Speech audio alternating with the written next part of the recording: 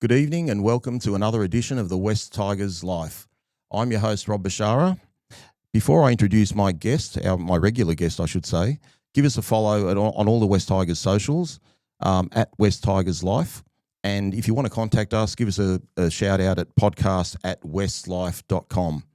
And joining me tonight from Queensland, and I'm interrupting him now, watching the end of the NRL W game this evening, is Mr. Adel Haj. Good evening, Adel.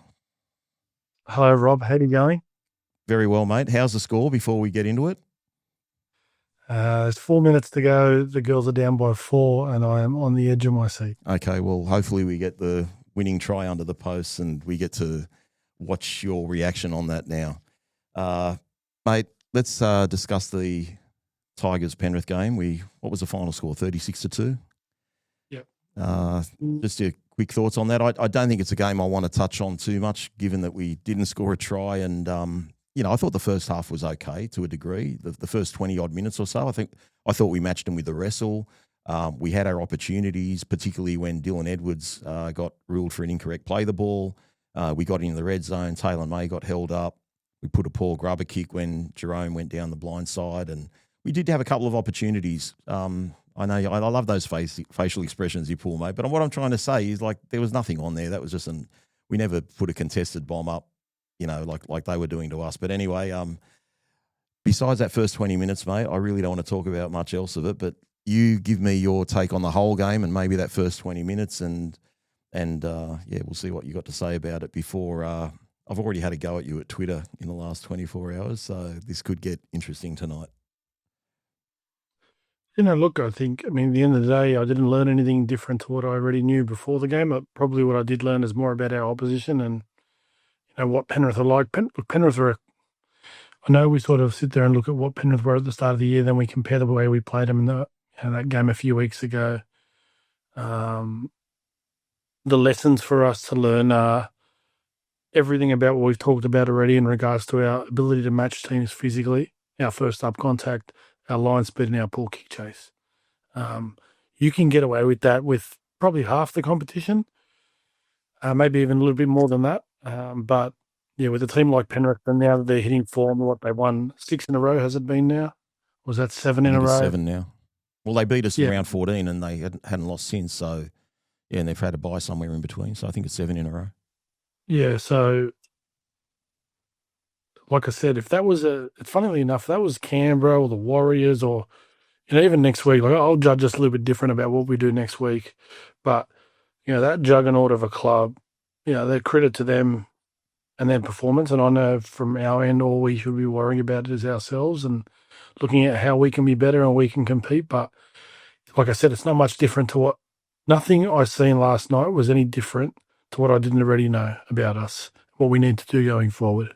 So you mentioned a few things there, Adel, line speed, kick chase, all these things we seem to touch on every week. Why isn't it improving? If you see this every week and it's got to get better, why aren't we improving? Is it a coaching perspective? Is it the cattle that we've got?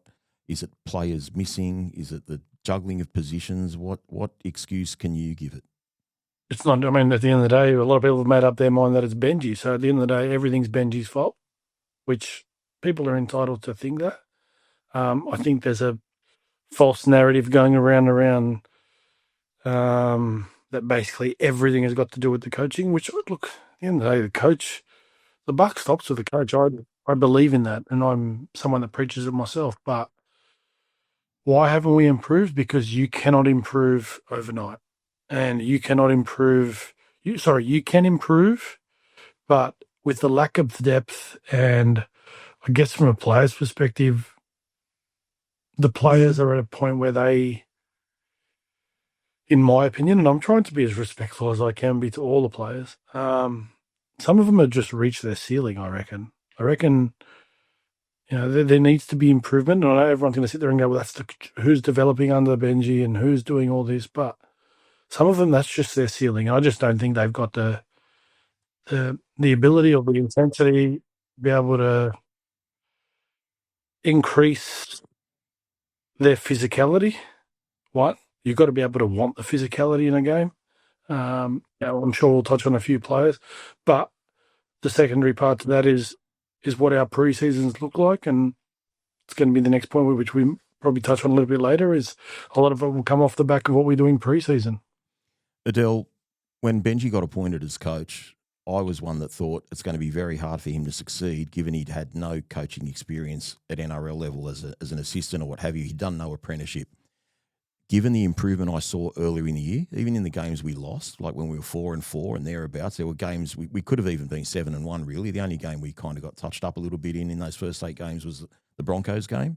So I actually put my hand up and said, you know what, I think I've got it wrong. I think Benji can coach. So I saw a significant improvement in what we had. But I also see now, especially given the addition of Taylor and May, we've got 5 Panthers in our squad now that have actually won a premiership. And what disappointed me the last few weeks, as I've just said to the West Tigers podcast boys on a show we just finished not long ago, is that in that round 4 clash against New Zealand, like I mentioned to you the other week, we probably should have won the game, and then we played them the other week and they just owned us physically, like you said. And then we played Penrith 7 weeks ago. Granted, we had Buller at that time, and he makes a big difference to our team, but it was a game we probably could have won, and we had 2 or 3 opportunities at the end where Buller got really close to actually scoring tries in the last few minutes, and it was only the inaccurate goal kicking of Adam Dewey that, you know, probably cost us at least a chance to go to Golden Point. So, you know, as a supporter, and you're 100% right, I do get very emotional, but I try and look at the logical side of it, and I see how we've played New Zealand twice now, how we've played Penrith, and it was only 7 weeks ago with a similar group of players, and it just seems like we've gone backwards. And whether that's a confidence thing or whether that's the X's and O's thing, or is Jareem Buller just that important to our team? Does one player make us such a different team? I know he does in attack, but you can't help but think, are we getting it right? Because it just feels to me like it's not that we're going backwards slowly. It feels like we're going backwards quickly. But again, I could be wrong, but you know, the attack looked impotent yesterday. There was probably a 2-minute stretch after Toa had picked up that loose ball and got down the other field where I thought we threw multiple shots, and actually good-looking shots at him. A bit of ball movement, hit the line hard. A couple of times we might have scored. But then other than that, Adel, we didn't even make it into the red zone until the last minute of the game in the second half. Like that whole second half, we were just owned physically. And again, and it's not a Benji thing, but does that come back to the cattle? Does that mean we don't have the forwards or we don't have the players? Okay, you've asked a lot there. I do. I was doing my best Josh Barnett there, mate. Sorry. Okay, to start off with, look, you know what? It's interesting I see the point about, because I've seen, again, I'm going to be calm when I refer to people who have been going at me the last couple of days. You know, people on social media have made some really interesting points around, you know, and touched on some of the things you just touched on there, especially around the Panthers players. Well, those Panthers players came to our club off the back of reputation that was given to them by others. And by others, and I mean Api Korosia. Api Korosia is the first one that came from the Penrith system. If Api Korosia thought Benji couldn't coach, do you not think that's one of the first questions that was asked? But how would he know if he could coach or not? He hadn't coached yet.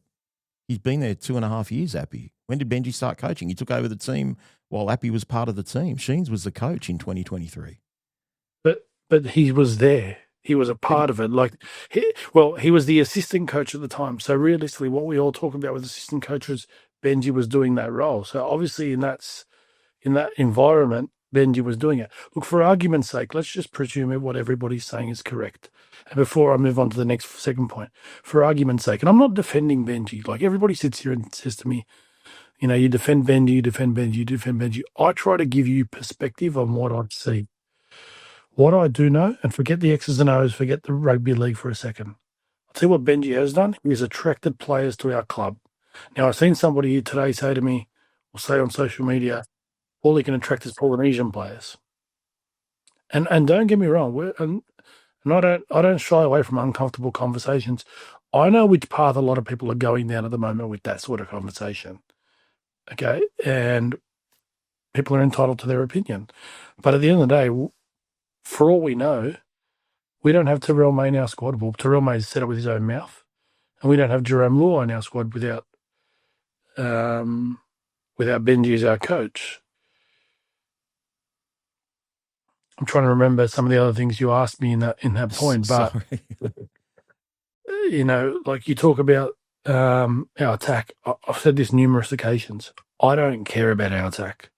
The foundations on being a strong team moving forward have got nothing to do with our attack, Rob. You can be the Gold Coast Titans on some weeks look like the best attacking team in the comp. They run beautiful shapes. They have great attack, but they are soft. They have a soft underbelly. For me, it's about setting the standards and being able to go, you ready for this? Set for set with teams like the Penrith Panthers, with teams like the Bulldogs that we're going to have to next week. We're going to have to be able to grind 20 minutes in games and turn that into 30, 40, 50, 60 minutes of games. That's what we're going to have to learn to do. But that's my point, Adel. So, excuse me, that's my point though, because we did grind with them yesterday, and we defended some errors, and we got to the other end of the field. And when we got our shot, we couldn't take it, Adel. We did everything that Benji would have asked of the team. Hang on. So you wanted Penrith to go down our end, have 5 or 6 shots early in the game, not nail one, but you wanted us to nail it on the first attempt. It wasn't the first attempt. Oh, maybe the second or third then? They had 5 or 6 on us. We got 6 agains twice from that scrum that I mentioned about. So we got the scrum 20 metres out when Edwards knocks the ball on. We get 6 again, which we're not used to ever getting 6 agains because we're the West On Tigers. tackle 1. Well, again, they're very strategic, Penrith. They know how to defend. And again, we're not going to complain about refereeing. You know, they got their tackle.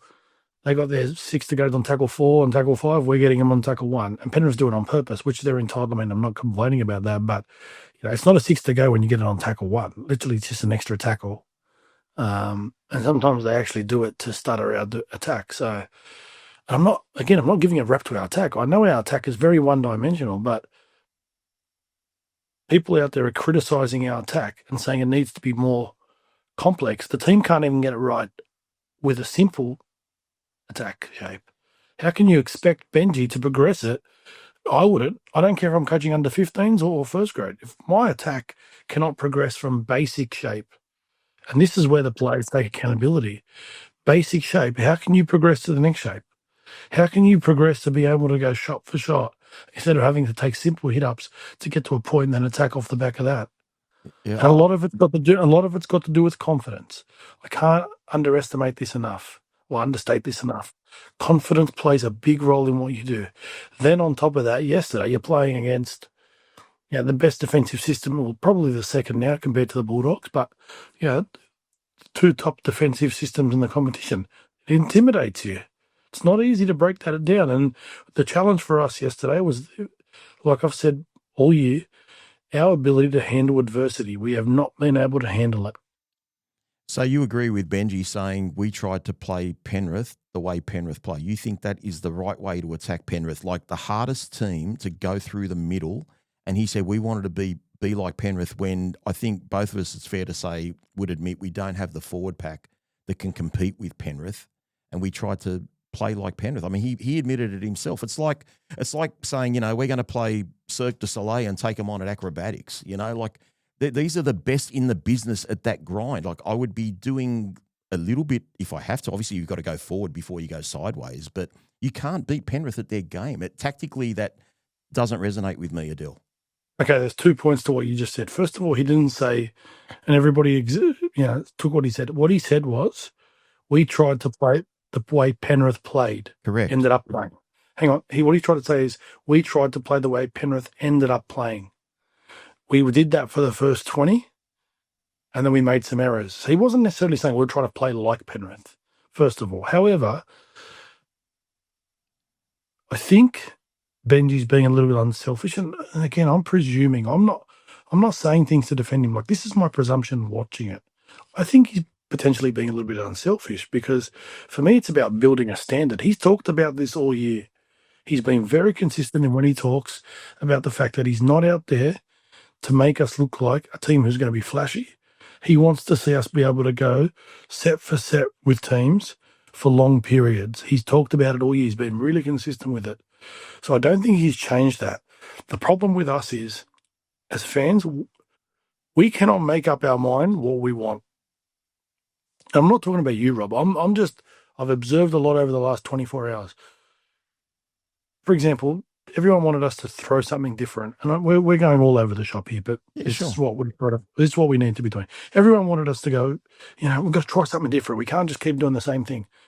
Guys, when you are playing a team like Penrith, who has got the most elite kicking game, the best kick chase, and they win tackle 1 and 2 every set, and every set you're coming off your own line, and your middles are having to tackle their absolute asses off, guess what? There is no fuel in the tank. There is no ability. You can't get to the 40-metre line. All you can do is kick, chase, and win the tackle. Try to win the next tackle and hope they make an error, which they don't. They complete it at 90%. The next part to it is, well, when we do get a chance, let's try something different. Okay. Adam Dewey tried that yesterday. When he went down a short side and he tried throwing a long ball, and the execution was bad, but it went out. All I see, the same people complaining about us not throwing something different at it, want to have a crack at him for trying something. We can't make up our minds. And it's unfair. And some of the attacks over the last couple of days or since the game yesterday on Benji, and including yourself, I mean, you're allowed to have an opinion. You're allowed to not have faith in the coach. You're allowed to think that he's not the coach for the job. It's fine. But I think some of the way we're attacking him without actually, and this is where I refuse to make judgment on any coaches. I refuse to do it because I am not there week in, week out.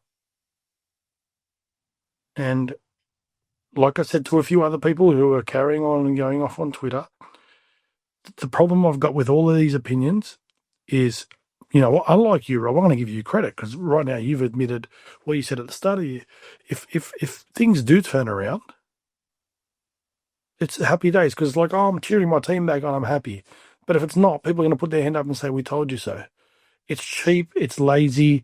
I had a crack at the guy who, does all the West Tigers. We get all the West Tigers information from on Twitter at the moment. Well, we used to, but it's turned into something a little bit more cynical these days, and a bit of know-it-all. But yeah, I've been a little bit frustrated in the last 24 hours, to be honest, as you can see. Well, Adel, let me jump in there. I know I'm going to mention who you're talking about there, and I don't know the person, but it's the handle on X called Nothing But West Tigers, NBWT. I'm going to tell you something, Adel. I've clashed with him probably 4 or 5 times. He's DM'd me once. Very nice person. You know why I've clashed with him? I have not seen a more positive person for the West Tigers on Twitter than that handle. He is so positive. Every time, like, I've wanted to rip my hair out or tear the club a new one, he just has always taken a positive spin to the point that I've had a go at him because I'm like, how can you see it this way? I can't believe you keep defending the club. So why I'm saying this, Adel, is for him to come out and actually bag what we're trying to do on the field and potentially have a go at the coaching staff or having a go at our style, our structure, or what we're trying to do. I actually respect that because this guy has been the absolute defender of the club for 4 years. And I don't even know who it is. I don't know who the person behind it is. But what I'm trying to say to you is you haven't been on Twitter maybe for that long, but I've seen this bloke just be able to look at shit and turn it into sugar for 4 years. And I finally, when he actually airs some frustration, I'm thinking, thank you, God. Like, this guy's actually finally seeing the light. Because, Adel, okay, we're talking about Benji. But hang on, Rob, has it, and this was my point last night. Right. And I've been on the social media pages, haven't really been as active as since you started to niggle me.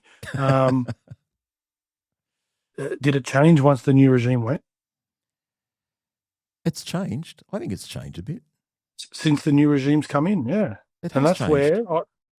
And that's where I'm sitting there. Because I didn't see what previously used to happen.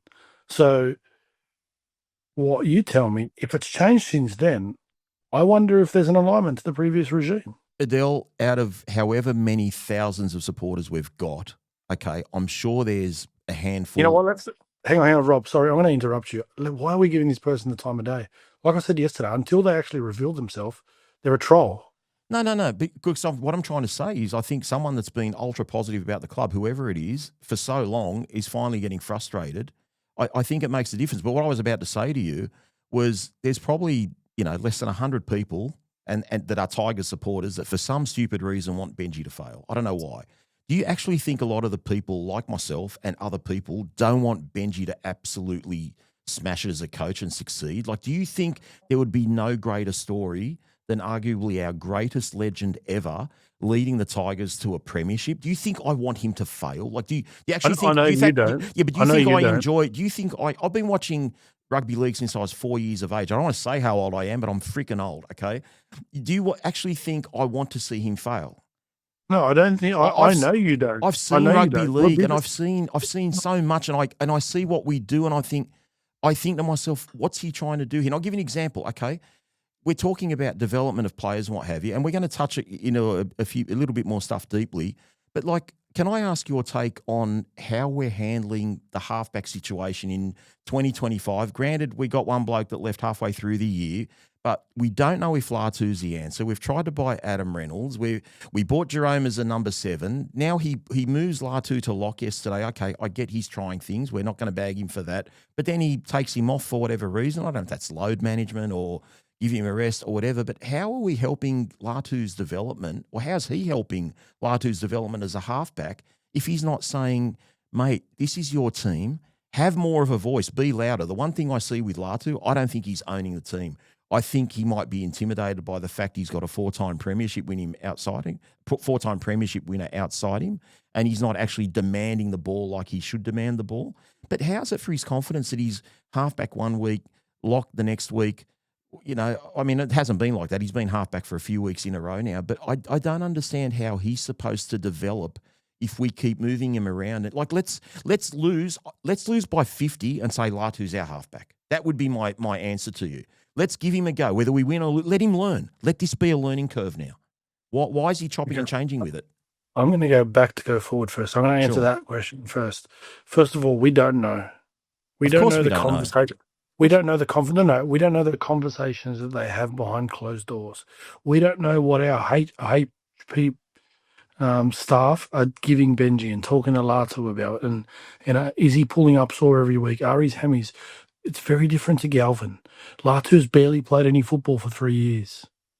Okay, so as a kid, and it's probably someone that's still growing, he's probably being managed. So when they get opportunities to make some differences, and it is different defending, it's actually easier to defend in the middle than it is to defend on an edge if you've got soft tissue, lower leg injury. So it could be that. And this is me saying it could be. I'm not making excuses. I'm giving you perspective.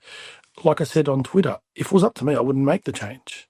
But again, I don't have the information. Now, to my next point, and this is one I'm going to be very, very stern on around the changes and what he done. The Canterbury Bulldogs are in the top 2. And? They just literally ripped their halfback out that's taken them to second and put a new guy in. No one's criticising Serraldo. You reckon Galvin's going to be moved around now that he's halfback though? Like we moved irrelevant. That's irrelevant. Of course it's relevant. Because you're in the hang on. I'm not saying it's right or wrong. I'm not saying it's wrong what Serraldo's done. I'm just talking about as coaches, what you do is you make decisions. When you are, and if you can do that while you're in the top 2 and take that risk, I think being at, where we are on the ladder and chopping and changing and putting risks and taking risks and trying different things, I don't have a problem with it. I wouldn't do it. I'm not saying I would do it, but I don't have a problem with it. But do you understand why fans get frustrated though, Adel?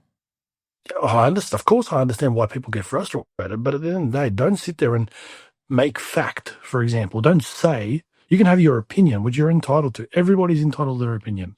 Anyone that says it, but it's not fact. Like nothing I say is fact. All we are doing is, it's just important we know that we have our opinions. And Rob, not everybody's like you. Okay, I think that's the thing. I think there's nastiness. I think you've got perspective. I think you comment when we're up and when we're down. There are people that you and I have seen that have been going at Benji since day dot.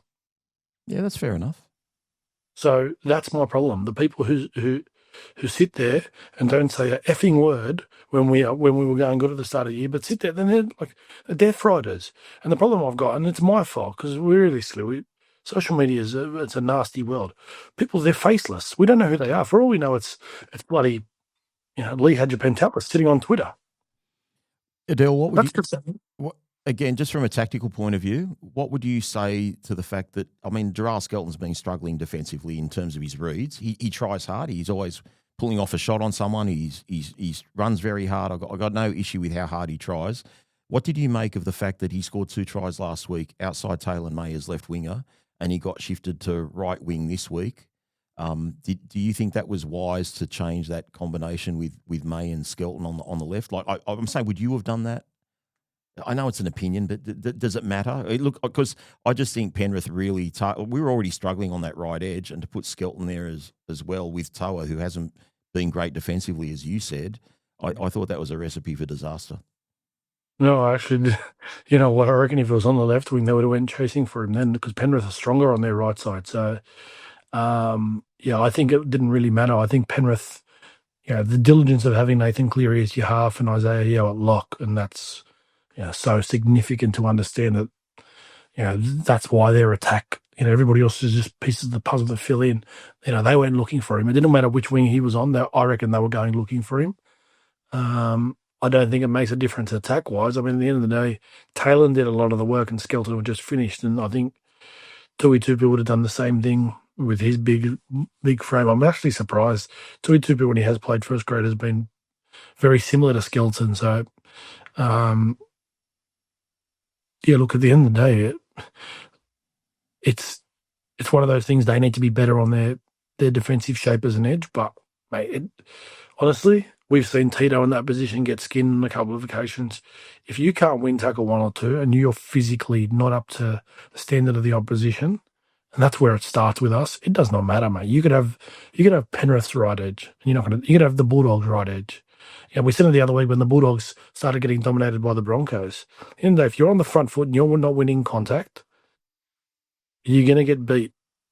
What did you think of Tui Tupu's debut? It was okay. Should he be there next week? Well, who are the other options? I don't know. Someone turned 18 today, didn't they? Yeah, it could be. Again, don't know what's going on the inside. I mean, I've got my opinion on Matt Cassini. I've told you I think he's ready, but again, do you throw him into the furnace against the Bulldogs next week? Adel, up until the 52nd minute yesterday, I thought Api Coruscant was our best player. I thought Tito Taruva was magnificent. I thought Taylor May just showed his class again, both in attack and defence. Am I right in saying that? Do you have any different opinion on who our best players were yesterday? No, Tito was our best player from here to bloody your studio, and I'm in Queensland. And I put on Twitter them. Yeah, I can't believe the criticism while you're trying to catch your breath there of Tito. Look, and I will say this, Adel. Unbelievable. He's never going to be Jareem Buller, but in the 3 games he's played at fullback, just in terms of how he's actually running onto the ball, and I'm not talking about a dummy half carry, how he's increased his speed and his thrust every week. He's got stronger and stronger. Like, he never looked like breaking the line against the Roosters, when he was taking his hit-ups, but yesterday he started looking like, I just think give him another couple of games and he'd actually be busting the line. He's just getting used to that role at fullback. And again, he's not Jareem Buller, but I thought he was outstanding. Mate, his application and his effort on effort is just ridiculous. Like there was sets there he was taking 2 carries in a set. So he was our best player. You know what? Alex Seyfarth played. Like, I don't think anyone played spectacularly bad, Rob. Like, and I genuinely say that. Like, the weeks where I've said, this guy's been bad and hasn't been good. I don't actually think we were bad. I don't actually think we had individuals that were really bad. I just don't think that they struggle with the physicality. Okay, they are really, really struggling, and we just don't have a good kick chase. And everybody that sits there and criticises Jerome's kicking game, especially his long kicking, I want you to go watch the Bulldogs game again today. And what I want you to do is literally have 2 TVs if you can afford it. Have 2 TVs next to each other. Watch every time Jerome kicks. Watch every time the Bulldogs kick. It's the same kick, the same landing spot. It's the kick chase. So you were happy with his kicking game? It was just a kick chase that was the issue? Even the one you talked about where he went down the short side, that's a perfect end of set. Why not do a crossfield kick and contest the bomb? Because we don't have anyone that can contest the bomb, Rob, unfortunately. But Adel, I don't think anyone was ready for that. I honestly don't think Taylor May and the new guy were ready for that, Tui Tupu. I don't think they were ready for Jerome to step off the right foot and put that grubber kick down the blind side. I think that was just an ad-lib moment. I thought that, look, it didn't result, as you always say. Oh, no. You're right. You're wrong because Seyfarth actually reloads. So I reckon they knew it was coming. Look at the end. Look, and this is the thing. And if you watch Penrith play, they do the same thing, right? Cleary does it a lot where he goes down the short side, he'll dink it in. The difference is I reckon Jerome wanted it into the end goal. But the second best result, and this is my point around our... You beat me to it. This is my point around our defence. Where did Penrith get the ball? Where was 99 metres out from our try line. Okay, if that was the other way around, I'll tell you how they make Nathan Cleary's that kick, which in our case was Jerome's kick, how they make it look better. They can press their line, they get up off the line, they fucking whack everybody. And you know what? Tackle 3, they're not even outside the 10. That's the difference, Rob. It's got nothing to do with everything else. The difference is the application. Now, yes, it comes down to coaching staff. As coaches, we've got to lay down the law. We've got to make sure we make it happen. I reckon what we're learning this year is that is our next step. The next step of what we need to do physically is our line speed and our kick chase. And I'm not saying that they're going to do it. I'm just telling you what my perspective is on it. The problem is if we're sitting at training every week and working on that stuff and they get to game day and the players don't have the physical capacity to do it, you know what's going to happen? They've got to change players. Adel, I want to get to you shortly about our current squad, about Benji in detail and the coaching staff. And I want to ask your opinion on what you might do in a couple of hypothetical situations. But before that, Adel, given on what you saw yesterday, would there be any changes you'd be making to the Canterbury team? I'll put you in Benji Marshall's shoes just for selecting the team. Would you run out the same team? Would you be like? I'll give you an example. A lot of people are saying we should be dropping Skelton. Are you considering dropping Skelton? It depends. I mean, at the end of the day, what are you going to do? What's the alternative? Putting Charlie Staines in? You're just shuffling the deck chairs there. You kind of stick with it, and then you make a decision about Macassini. But in my eyes, you probably leave Macassini to after the bye. If anyone's going to attack you, it's the Bulldogs. So I wouldn't do it. But at the same time, if he does play well, there's no better environment to be put under. The only way to be up, wouldn't it? Yeah, I don't hate it if he does it, but I wouldn't do it. But you know what? I'm not there as well. Like sometimes I may do it. Like I don't know. It's all about how you feel and what you're watching and how training is going and all that sort of stuff. But anyways, Jareem's back, so you probably are dropping either Skelton or Tuitupo are coming out. So who would you drop? Who would you drop?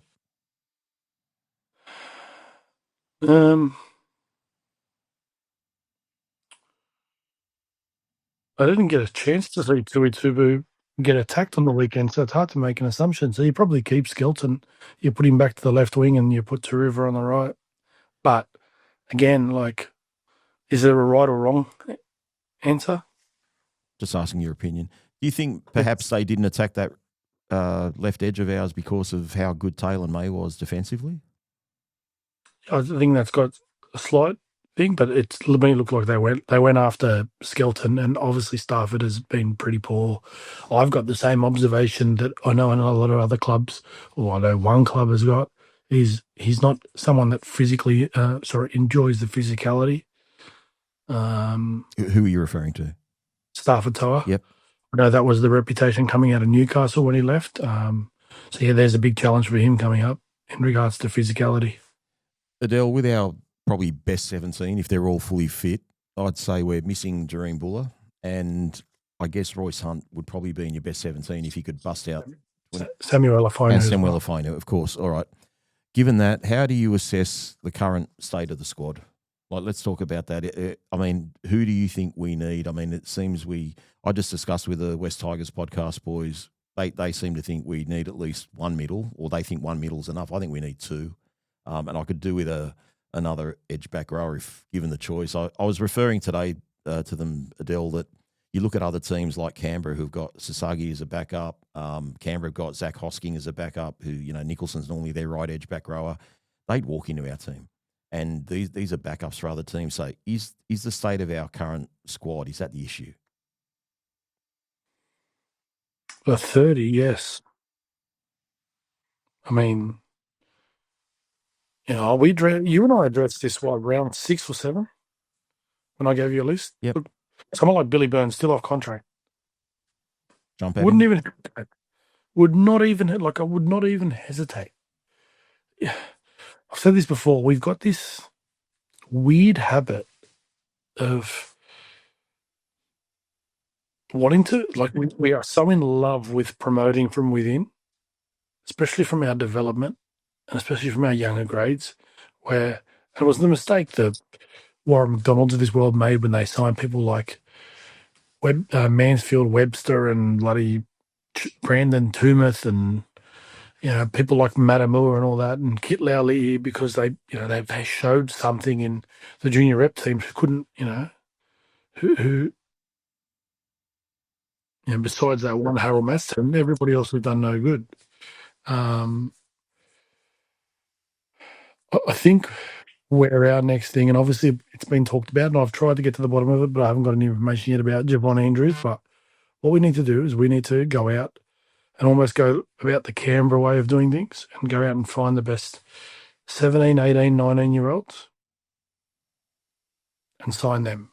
Adel, I know, Rob, that for fans it's not good enough because we're going to need to fix it now.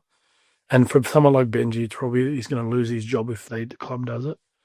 But what we need to do is we need to pick some of the better 18, 19-year-olds from other clubs and offer and take a risk financially and offer them, you know, overs and then bring them to our club. you're reasonably familiar with our junior talent, what we've got below, and we identified obviously Hayward as a talent. Godinay seems to be a decent up and coming young player. Is the issue that we don't have enough talent coming through below? Like, I know you're saying now we should be signing these 19-year-olds. Do you think our current junior base, there's enough there to pluck a handful of players that can play NRL or not? Not sure. Like, I don't see enough of them week in, week out. I think we want that for them, but, you know, this is the part where I've said to you previously, but from a club perspective, like, we've just made some promotions and changed some things, but we haven't really done that. Like, I know that was out in the paper the other day about Shannon and Bronson in their roles, but that's nothing different to what's actually currently happening. It just the role description and the names have changed. But like I said to you, like, at the end of the day, you can't compete with these other clubs when they are stockpiling juniors and, you know, signing 50, 60, 70. I'll give you an example. The Bulldogs have got like 50 kids contracted in Queensland that play for Queensland clubs up here, but they're contracted the Bulldogs. You know what they do, and they'll just out of those 50, 2 or 3 of them will be really good first graders, and they've got them. Yeah. And the rest of them, there was no shame, just see you later, go play Queensland Cup for the rest of your life. You know, and we can't compete with that. That's the truth. We can't compete with that. What we've got to do is we've got to recruit better at the NRL level. Do we need more recruiters other than Shannon and Bronson? And just tell me what you thought about those appointments or their upgrades in their position. You happy with those appointments or not? Well, Shannon, yeah, absolutely. But he can't do it on his own. He'll be the first to admit it. You know, you need a team. You need to be able to have eyes and ears everywhere. There's a difference between a recruitment officer and a talent identification officer and a talent scout. Yeah, it's a lot more than just one person, that's for sure. Like, you look at the Warriors. They're a prime example. They're about to build an academy here in Logan, in Queensland. You know, the Roosters, I just read the other day, the Roosters are about to start one up here. You know, we've got, you know, I'm going to go to the Bulldogs. They've got academies in northern New South Wales. They've got academies they've got an affiliation, I think it's with the Ipswich Jets, it might be, or somewhere up there. They got a New Zealand Bulldogs academy. You know, Penrith are all in Western New South Wales. Where are we? We follow this false narrative that we've got this big catchment in the Campbelltown Macarthur district, which we do, but that's not enough. Penrith have got the whole Penrith district, and they still go looking. there's a lot of work to be done, and I think the focus doesn't necessarily need to be on the focus needs to be on first grade in regards to recruiting from that perspective, but then starting a little bit, being a bit better. I mean, we recruited young Logan Brooks from North Queensland. He's playing in our Jersey flag side. It's a fullback at the moment. There's one that I'm a little bit worried about. Like, I think he's got something there, Rob, but if he's a fullback, what do you do with him? How old is he? I think he's 18. He's still got a bit of time to develop. Well, in the modern day, though, at 19, 20, if you don't pick them up, they'll go to Melbourne and turn into their fullback in 3 years' time. Mate, and then we get sorry for it. Before we get onto the super hot topic, mate, you know what that topic's going to be, the coaching staff. Did the girls get up or not? No, they lost home. For the diff? Yeah, 20-16. But what an effort. They ended up with no players on the bench for the last 11 minutes. So can you just touch on the game give us a summary in 30 seconds? Yeah, mate, they were so tough. They lost, put it this way, the left centre, left winger come off after 15 or 20 minutes, I think. Or Claudia Nielsen got injured. The left winger got injured after the first 5 minutes. So they had to reshuffle that, push her back row out to the centres. And then Tarina, the left centre, gets injured. She went to the wing. She gets injured 15 minutes before half time. So they end up with 2 back rows playing on the left centre, left wing. Jeez. And then somebody else got injured. And it looks like Christian Pierre's finished the game with a serious knee injury. So that's awful. I'll have to reach out to a few of the girls tomorrow. But yeah, it's tough. But they had a red hot crack tonight. I thought Lasana Lutu was outstanding. Kezi, unbelievable. It's incredible to see how Kezi's just getting older and getting better. And obviously the young winger, Caitlin Turnbull's really good again. Well, unlucky for the girls. All right, mate, let's touch on the coaching staff. Is it a prerequisite that you've got to have played for the West Tigers to get on the staff, or what's the go? What do you talk to me? Attacking coach, defensive coach, head coach? We've had this conversation. I mean, at the end of the day, we had Madge as our coach. His coaching staff was him, Wayne Collins, Shane Millard. I'm trying to think who the other coaches were. Or someone else. None of them were West Tigers people, and we did nothing. Yeah. That may be because none of them were West Tigers people. Do we need a little bit of a sprinkling? Instead of all non-West Tigers as opposed to all West Tigers, could we just need the right people for the job, I guess. Yeah, look, look, I know it's easy for me to say. Look, at the end of the day, what's going to happen next year is Benji's going, or whatever, whatever this happens, or if it does or doesn't happen, we're either going to start winning football games and everyone's going to think Benji's the greatest coach ever, or we're going to, and it's probably going to be next year, or he's going to we're going to get sacked, we're going to get a new coach, and we're going to hate on that coach probably in 12 months' time. You know, because at the end of the day, like I've said this, and I'm very comfortable in saying this. What's the alternative? All right, mate. Some of these. I asked you a question, Rob. What's the alternative?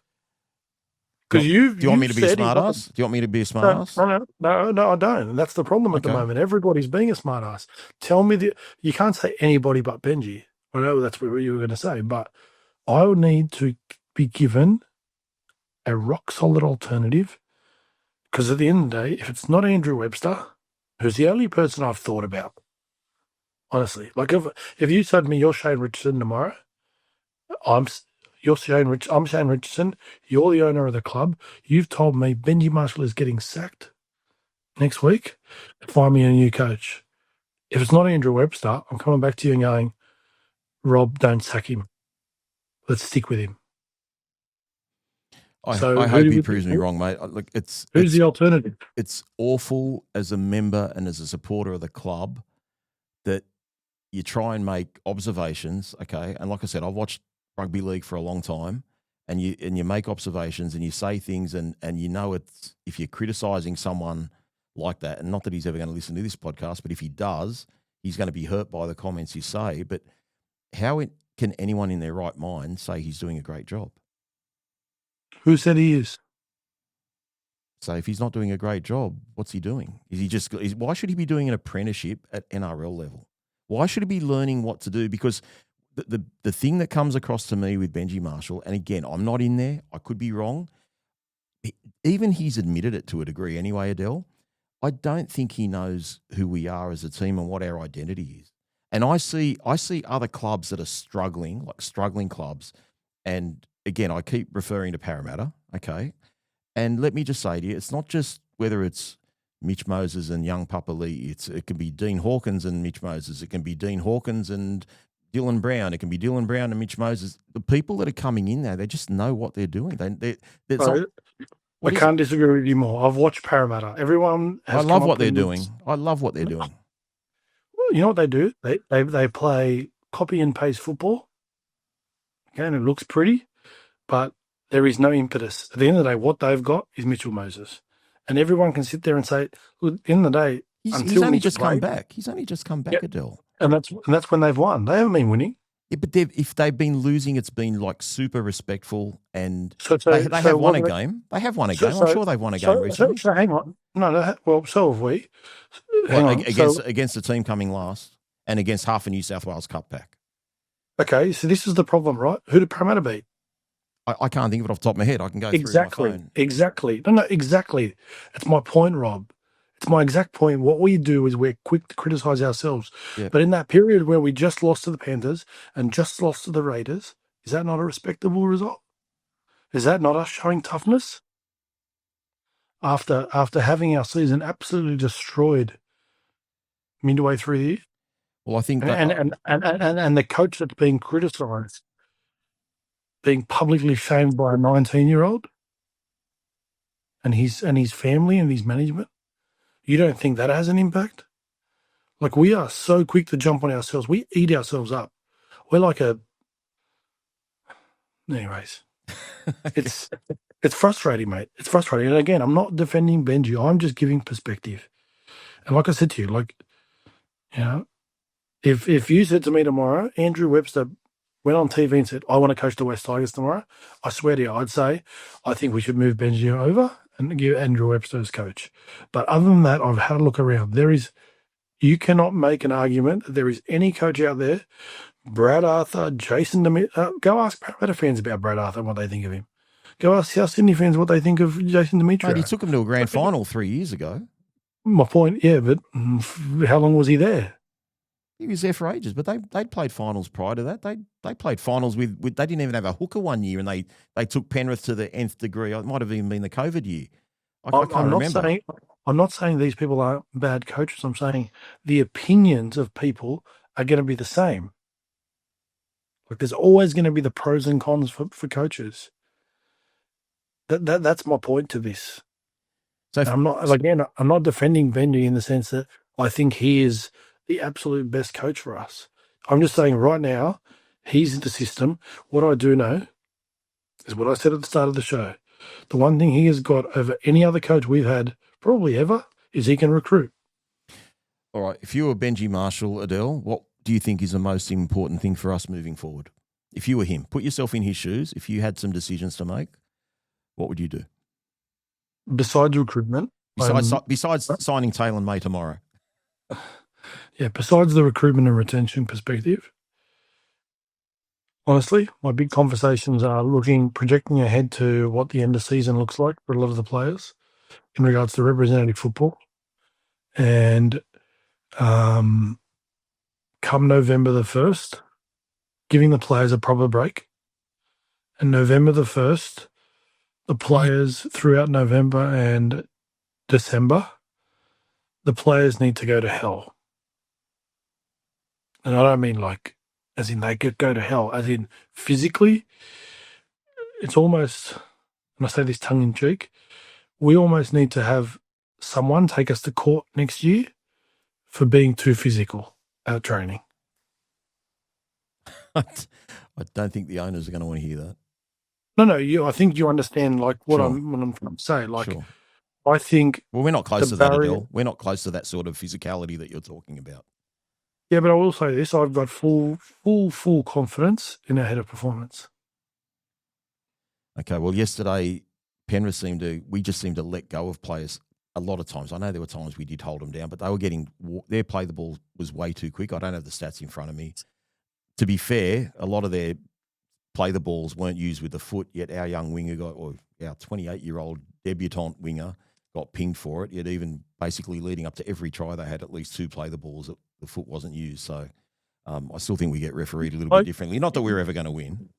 No, and again, like people are excited now. It feels like for us to lose. I'm not talking about you, Rob. I'm talking about the Benji haters are excited for us to lose so they can lay the boot in, but not making excuses. But the way that first 20 minutes, Benji was being nice when he said our own errors. It makes a difference when you are getting forced tackle 6 that goes against us and they're getting none. When the touch judge, and it's not the referee, the touch judge finds a roll ball on Tuipupu. It's disgraceful. I mean, look at the try that was given to Isaac Bago. Yeah. But that game was over by then anyway, wasn't it? 24-2 at that stage or thereabouts? But you think psychologically that doesn't affect you? Of course when it you does. realise that? Of course it does. It kills your confidence.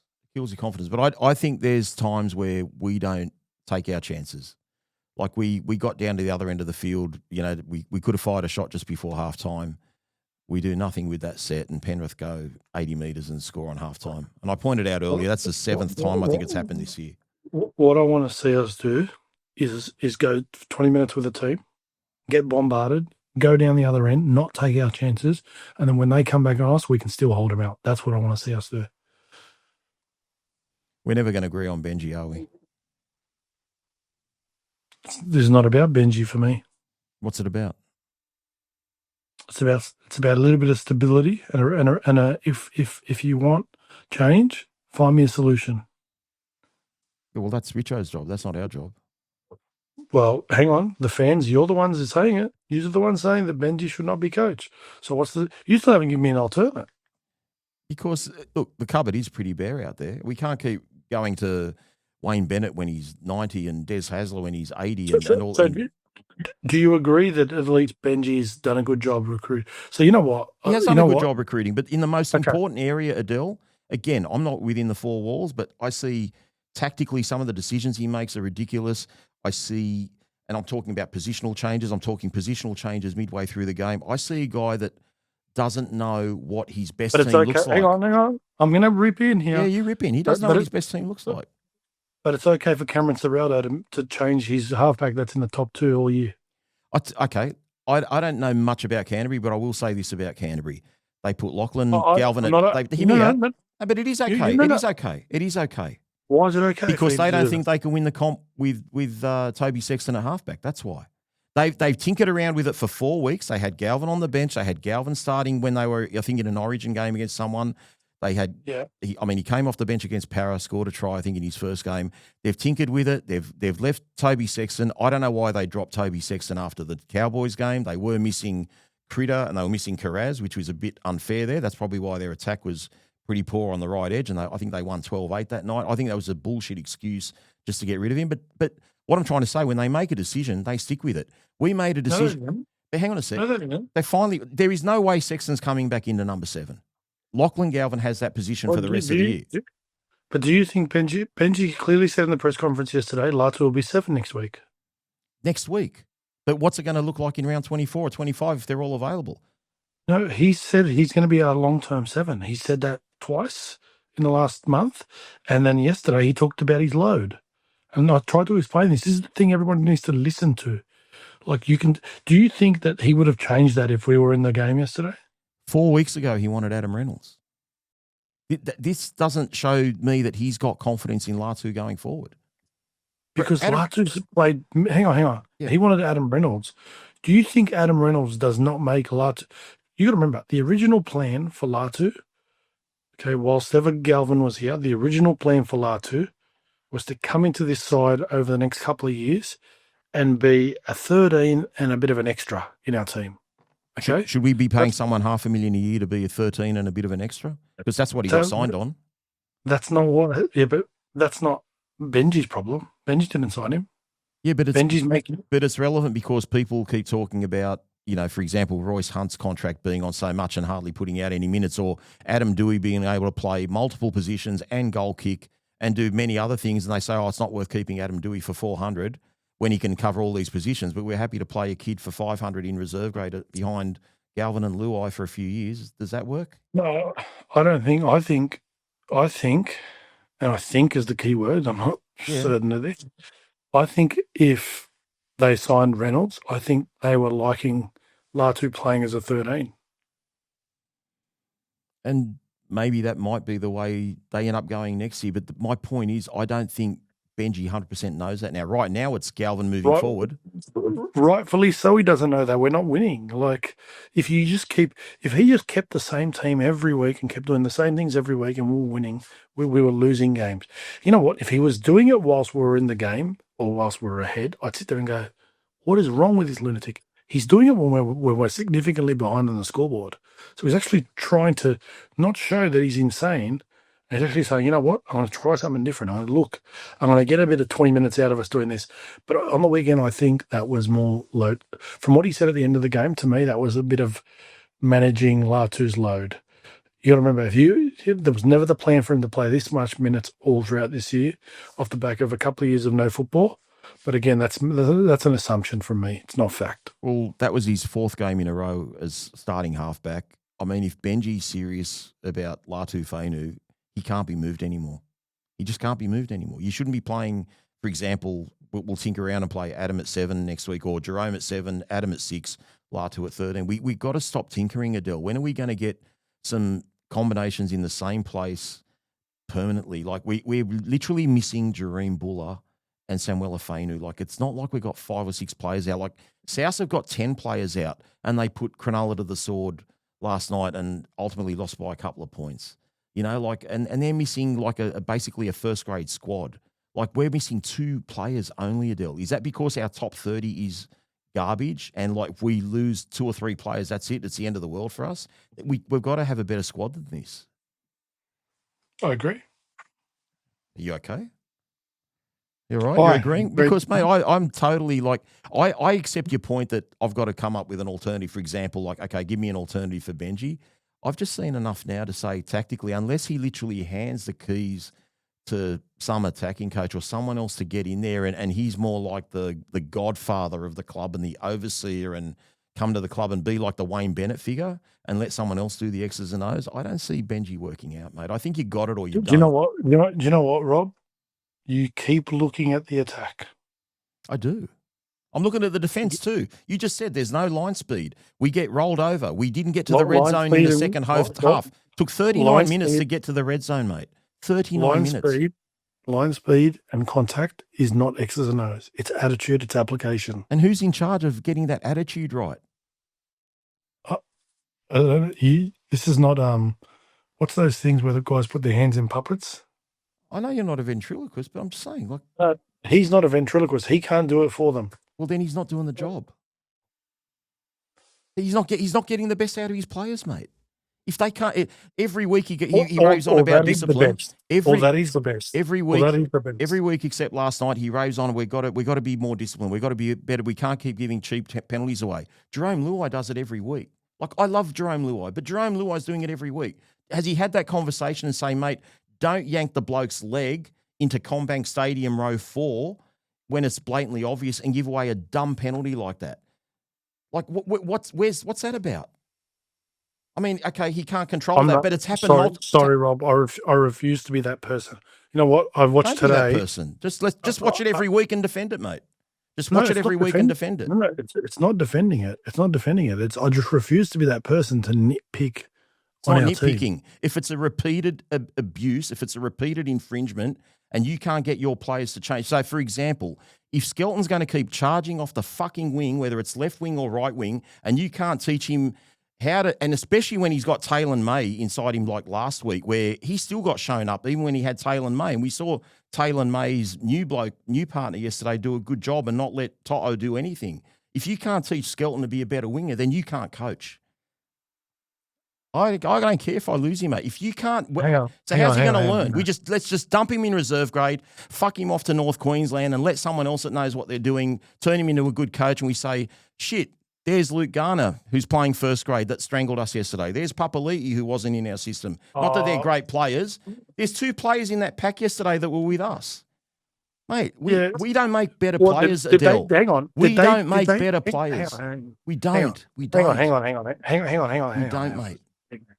Yeah, hang on a sec.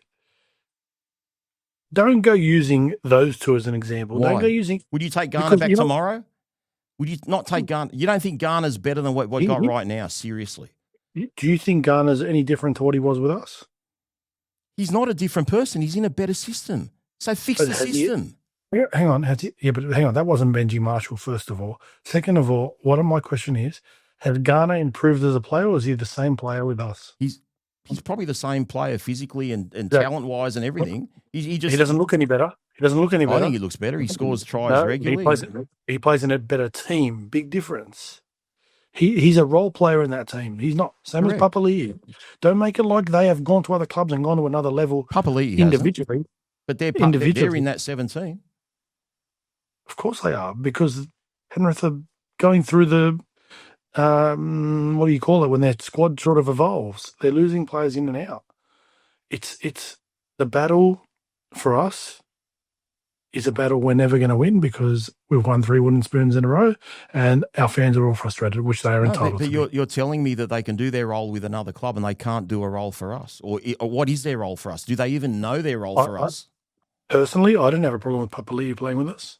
I thought he was good. Well, he didn't. He went and approached the coach or the management, said, "Is there a future for me?" And they said, "You're welcome to leave." So they obviously didn't see anything in him. And again, he didn't play well for us. I'll accept that. No, hang on. See, this is the thing, right? Let me sit properly for this one. What did we? This is the thing. I think we, as fans, we have this unreal expectation on players. Okay, Isaiah Papali'i did for us what he was. He was a rock solid forward who carried the ball strong, found his front, which he did a lot for us, and defended pretty well.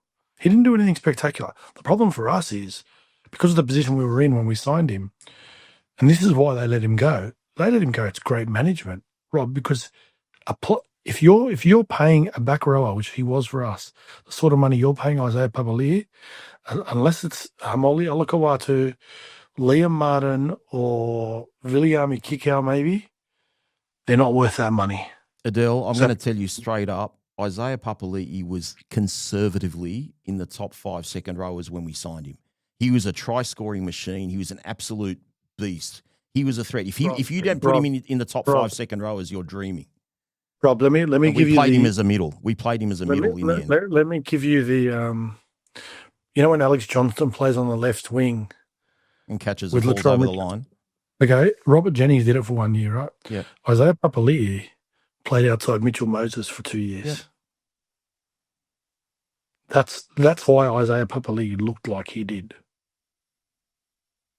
Okay, so this is the thing when you're recruiting, and this is my criticism, I'm being critical here. When you are recruiting, you're recruiting a back rower. Remember we did it with Adam Blair. Remember all those years ago? We recruited Adam Blair? Yeah. Adam Blair played with the Melbourne Storm. Same as Isaiah Papali'i. When you're recruiting, and we sit in the recruitment room and I go, let's sign Papali'i. Look how good he is per matter. Can you do that without Mitchell Moses, guys? Anyone? Can you do it without Mitchell Moses? Because he's going to have to here, because we don't have Mitchell Moses. It's probably more Mitchell Moses creates and makes him look a little bit better. This is the conversations I don't believe we have in recruitment meetings. I know I'm only assuming, of course, but this is what it looks like, because then we go and overpay these people. I still think the one signing this year that I absolutely love, and I'm going to be absolutely hammered for this, and he's worth every dollar, is Jerome Luai. In the long term. You know what I'm going to tell you? Mm-hmm. Yeah, in the long term, he's worth it. You're going to get absolutely hammered, all right, for saying that. It's okay. That's okay. I'm comfortable and confident with. Again, you look at last night, and everyone wants to look at our attack. There was a moment in the game last night. Patea makes a break for Penrith, and he puts a little kick in for the in goal for Dylan Edwards. 2024, 2023, 2022 West Tigers concede the try there. Do you know who's there to hit the ball dead? Who? Luai. Rugby League. He's in a slump, bro. He's in a slump, I reckon. I think he's down on form. Hang on. He's down on confidence, one or the other. by his standards. Once again, you know what? I should almost open a West Tigers school. Yeah. Get it, and then you know what I should do? Yeah. Get tape of the Penrith Panthers for the last 2 years. Watch Jerome Luai play, and tell me what he's doing differently. Because I'll tell you what he does do. Literally last week against the Titans, that break he makes is what he was doing every year for Penrith. He'll help Cleary. He'll kick to that left corner, which he does. I think for us at about 80% as good as he used to, not at 100%. He used to nail it every single time. But the difference is the optics of the kick chase is the difference. And what he'd do is in the back end of games, he'd take teams on, which he did for us against the Titans. So I will take into consideration the fact that, I think his running game can improve. But I think you've told this before. How can he do that when we're, always on the back foot? Same with Uppy out of dummy half, when we're always losing the ruck. And we've got a full-strength forward pack except for Fainu, Samuela. Yeah, look, the player I think that's been disappointing for me, no, I don't like saying this. I know you don't say it. Yeah, he was poor yesterday. No, I don't think he's been poor. I just think he's down. And after that injury, whether he's still got a little bit of the effects of it or, again, he's only young as well. So he's a front rower. So these guys are still learning their craft and seasoning their bodies and whatnot. So I can't be too harsh on him, but I think when he's at his best, he makes a big difference for us. Mate, honestly, in a perfect world, I would, in a heartbeat, change 4 of our forward pack squad. Like, we are so light on the forwards to me. It's our back rows. It's our back rows, Rob. When Samuela plays, I think our left edge is better, and we obviously have seen now, because it's the same injury. He's been playing with it for nearly 10 weeks. Yeah, he hasn't been the same player. No, he's on one leg. Yep. And his toughness is underestimated. But you look at the good teams at the moment. You've sort of ID'd them. Bulldogs, Preston and Kitao, Penrith. They've got Martin, and obviously Luke Garner's doing a good job on the other side of the field. Even you go to the Warriors, they've got Halasima and Niokore and Laban. And Niokore. Guys who've been capable. Yep. You go to Canberra, they got Hosking, Nicholson and Hudson Young. Yep. It's always Sasangi. They all look the same, right? They all got that fast feet, aggressiveness. Where are they? Why don't we have those sort of guys, man? Is it just a matter of we don't have it coming through and we can't recruit? Like, we just don't seem to have those athletes. Well, I will say this, and as long as he's a back rower long term, Phoenix Gordon is a very good back rower. Yeah. But until he plays first grade, it's probably got another year or two, and maybe a year away, I reckon. Adel, I think we're never going to agree on the coaching situation or how good we are or Jerome Luai's kicking game, but I accept your point about the kick chase. Just in finality, what would be a respectable scoreline against Canterbury, who, by the way, you didn't rate last week when we were talking with Dave Riccio about who's going to win the comp, and I told you it's Canterbury's to lose. But anyway, what's a respectable scoreline? I still don't rate them, Rob. They're in the grand final minimum, mate. Minimum. Okay. Well, we've got our bet on it, so it's all right. I know, that beard's looking good, though. I don't know if that counts as a beard anymore, mate. That's like nice and trim, and you're looking sharp. Some, and I'll call this guy a moron. Some moron on Twitter today reckons we'll win by at least. He didn't say I reckon. He said we will lose by 50 at least. So I asked him for 50 start. He hasn't replied to me yet. What happens if they do win by 50? So what's the give me a scoreline. Give me a scoreline. What's a respectable scoreline for us? I'm not saying to say anything high in the dry. That's respectable. So nothing less. So nothing less than a win is acceptable. No. You said scoreline. Yes, respectable. What's a respectable scoreline? No such thing in my mind. It's performance. All comes down to performance. Was yesterday's performance acceptable? It's our par. That's our par, really? That's our par. It is. It is, Rob. It is. 100% it is. Yesterday, Penrith, with their completion rate, the way they played yesterday, they beat everybody in the competition yesterday, convincingly. Maybe not the top 2 or 3. Everybody else they beat convincingly. So I think we were par yesterday. The way we played yesterday, we played like that the week before. Like how we win by 20 or 30. See, I think the better teams that hold a Penrith out for the first 20 minutes and take their shot and get up 8-0 or something like that, I think can turn into a different game. Penrith start having to push the envelope a little bit instead of grinding. Did the Bulldogs do that? Did the Bulldogs do that against them a couple of weeks ago? They did. It was only 8-6. Like, it was nothing. It was nothing in the game. There was never a big margin either way. Yeah, but it's irrelevant. They scored off a charge down. They scored off a charge down. I mean, yeah, you don't draw pictures on scorecards, Rob. You told me that in golf. You wait. Penrith will get bounced first week of the semi-finals to any team that stands up to them. First week of the semi-finals. If they finish 5th to 8th, I'm going on the other team. Just so I can rub it in your face when we come on the podcast. You know what? Yeah. When you're wrong, yeah. you're going to wear a Benji Marshall jersey all year next year. Mate, I'll wash Benji Marshall's car.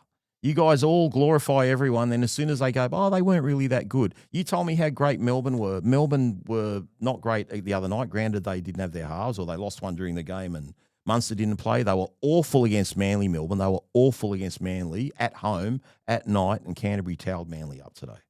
There's chalk and cheese between Melbourne and Canterbury right now. Rob, these are human beings. Yes. And they have their ups and downs. Yeah, I know. Anyway. All right, bro. I wouldn't be surprised if the Bulldogs are out in straight sets this year. I will say one thing, and I don't know if it'll change the result. If the boys can't get up next week and absolutely just put it all on the line to try and prove a point, I don't know how long they can go in terms of going, set for set with the Bulldogs. But they really should be up for next week's game. They've got a very, very big reason to try and prove a point to one person there. It's not going to change the world, but it'd make a lot of West Tigers fans feel a lot better if they put up a strong performance. Yeah, it's not. I'm not like that. It's not about an individual battle next week. It's personal. It's personal. You had a bloke that said you weren't good enough. I didn't believe in the coach. He didn't believe in the coach, by the way. He was another person. Yeah, but you're playing you're playing a team of 13, not a team of 1.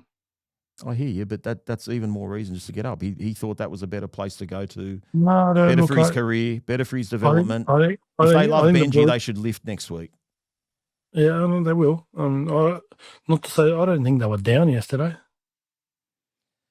All right, mate. Any parting words? No. I'll leave you alone on Twitter this week. You've been very sporting with my going at you. That's okay. I just want the club to succeed, and I want. Of course we do. We all do, mate. Even the ones that are criticising us. You think we don't want us to succeed? Seriously? Yeah, I think some of them are death riders. There might be 100 out of 50,000, mate. If you're a genuine West Tigers supporter, you love the club. And those 100 can go and get stuffed. All right, mate. Thanks for joining us tonight. To everyone out there watching and listening, I hope we were pretty okay with our shots fired at each other. Join us Wednesday night at the Orange Grove Hotel where Josh, Aaron, hopefully myself, I'll be there. We're not 100% sure yet. Keep an eye out on the socials on TikTok, on Twitter. And also keep an eye out for the collaboration podcast I did earlier tonight with Joel Helms, Steve Stretton and Gary Watson. It was a really good, fast, bouncy conversation. We touched a lot more on the game than we did tonight. I thought we'd try and keep it a little bit more specific tonight. Have a great week. Hopefully the boys can lift against against the Canterbury Bulldogs and go the West Tigers.